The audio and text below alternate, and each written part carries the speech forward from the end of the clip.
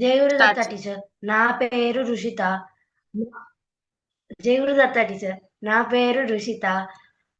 మా అమ్మ పేరు కృష్ణవేణి. మా నాన్న పేరు రామకృష్ణ. మా టీచర్ పేరు మల్లీశ్వరి టీచర్. నేను ఈరోజు 13వ చాప్టర్ టెస్ట్ ఇవ్వబోతున్నాను.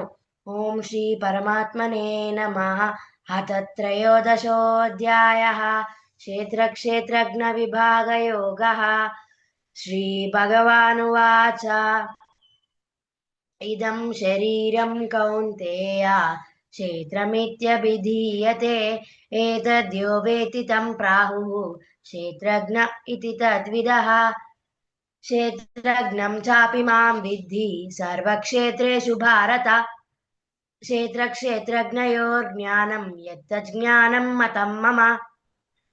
तत्क्षेत्रं यच्च यादृक् च यद्विकारि यतश्चेत् स च यो यत्प्रभावश्च तत्समासेन मे शृणु। ऋषिभिर्बहुधा गीतं छन्दोभिर्विविधैः पृथक् ब्रह्मसूत्रपदैश्चैव हेतुमद्भिर्विनिश्चितैः। महाभूतान्यहङ्कारः बुद्धिरव्यक्तमेव च इन्द्रियाणि दशैकञ्च पञ्चचेन्द्रियगोचराः।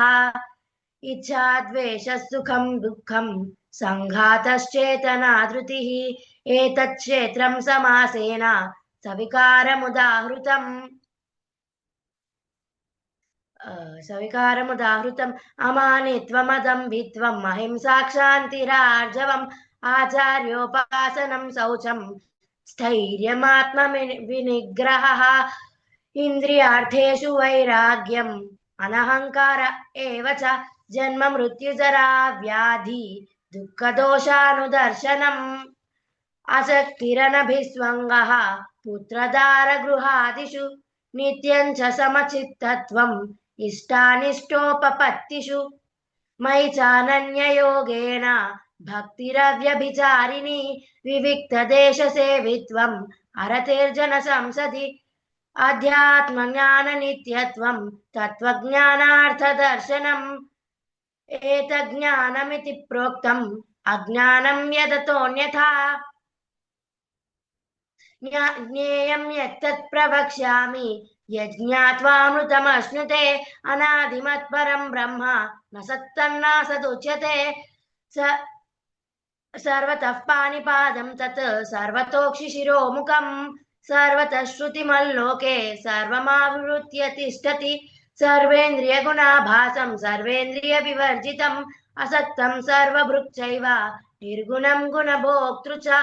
बहिरन्तश्च भूतानि अचरञ्चरमेव च बहिरन्तश्च भूतानाम् अचरञ्चरमेव च सूक्ष्मत्वात् तदविज्ञेयं दूरस्थं चान्तिके च तत् अविभक्तं च भूतेषु विभक्तमिव च स्थितम्। भूतभर्तृ च तज्ज्ञेयं ग्रशिष्णुप्रभविष्णु च ज्योतिषामपि तज्ज्योतिः तमसः परमुच्यते। ज्ञानं ज्ञेयं ज्ञानगम्यं हृदि सर्वस्य विष्ठितम् इति क्षेत्रं तथा ज्ञानम् ज्ञेयं चोक्तं समासतः। मद्भक्त एतद्विज्ञाय मद्भावायोपपद्यते। प्रकृतिं पुरुषं चैव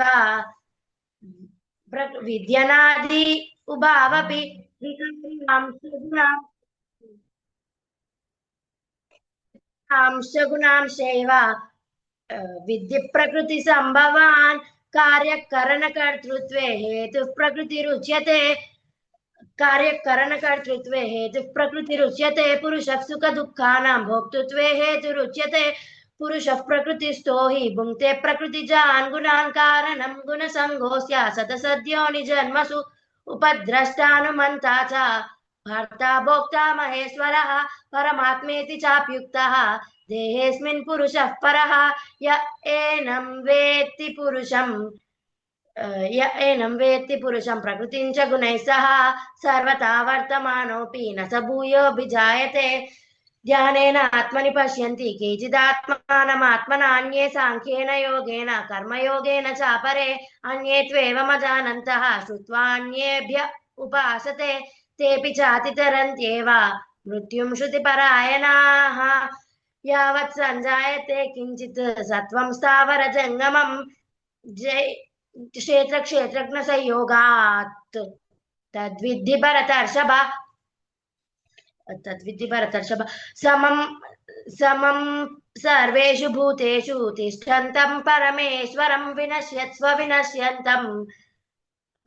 विनश्यत्स्व विनश्यन्तं यः पश्यति स पश्यति समं पश्यन् हि सर्वत्र समवस्थितमीश्वरं न हि नस्त्यात्मनात्मानं ततो याति परां गतिम् प्रकृत्यैव च कर्माणि क्रियमाणानि सर्वशः यः पश्यति तदात्मानम् अकर्तारं स पश्यति यदा भूतपृथग्भावम् एकस्थमनुपश्यति तत एव च विस्तारम् ब्रह्म सम्पद्यते तदा अनादित्वात् निर्गुणत्वात् अनादित्वात् निर्गुणत्वात् परमात्मायमव्ययः शरीरस्थोऽपि कौन्तेय न करोति न लिप्यते यथा सर्वगतं सौक्ष्म्यात् आकाशं नोपलिप्यते सर्वत्रावस्थितो देहे तथात्मानोपलिप्यते यथा प्रकाशयत्येकः अन्तव यथा प्रकाशयत्येकः कृत्स्नं लोकमिमं रविः क्षेत्रं क्षेत्री तथा कृत्स्नं प्रकाशयति भारत क्षेत्रक्षेत्रज्ञयोरेवम् अन्तरं ज्ञानचक्षुषा भूतप्रकृतिमोक्षं च विदुर्यान्ति ते परम् ॐ तत्सदिति श्रीमद्भगवद्गीतासु उपनिषत्सु ब्रह्मविद्यायां योगशास्त्रे श्रीकृष्णार्जुनसंवादे क्षेत्रक्षेत्रज्ञविभागयोगो नाम त्रयोदशोऽध्यायः।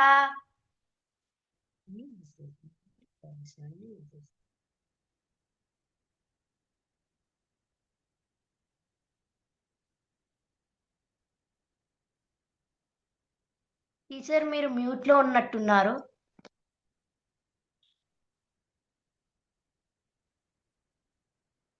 వినపట్లేదు టీచర్.